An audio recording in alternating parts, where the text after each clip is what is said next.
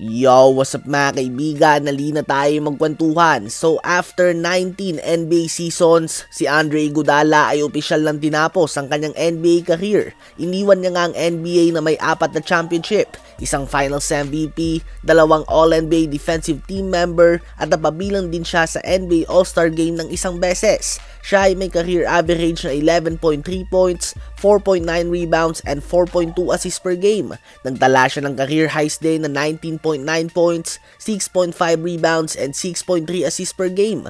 Ganun pa man, si Iggy nga ay isang player na hindi masusukat ang kanyang kakayahan o ang kanyang ambag sa loob ng court sa stats lamang. Ang kanyang basketball IQ ay napakataas. Ang kanyang mga deflections at pagbasa ng opensa ng kabilang team ay kakaiba.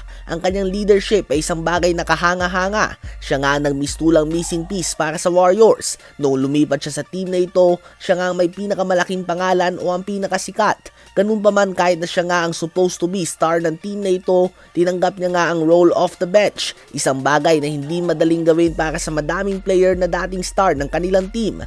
Ganun pa man, buong puso nga itong tinanggap ni Andre Iguodala, at ang sabihin nga na nagbunga naman ito ay isang understatement dahil nagkampiyon nga sila ng 4 na beses at nakapasok siya sa NBA Finals ng 8 beses sa kanyang last 10 years sa liga.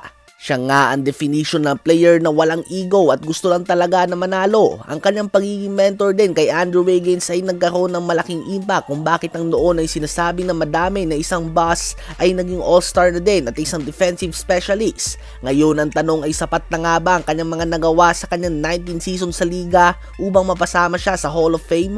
Ayon kay Andre Iguodala mismo ay hindi siya deserving na mapasama dito. Ano ba sa palagay nyo mga kaibigan? Habang sa final preseason game naman ng Warriors at ng San Antonio Spurs, jump ball nga Stephen Curry versus Victor Wembanyama at panalo dyan si Wemby. Susubukan nga ng Warriors ang kanilang small lineup kontra sa higante ng Spurs. First 6 minutes ay nagliliyab nga ang number 1 pick. 12 points and 3 blocks na kagad siya. 2 3-point shots na din ang na-block niya at kinandado na din si Wiggins sa isang play. Tila ba pinaglalaruan niya lang nga ang depensa ng Warriors mga kaibigan. Kahit kayang-kaya na niyang i-dunk ay nihihintay niya pa ang depensa. Sa second quarter ay bumawi nga ang Warriors matapos na malamangan ng double digits. Ganun pa man kung si Klay Thompson nga tinapalan ni Wembanyama sa unang quarter, sa second quarter naman ay si Steph ang naisahan ni Alien.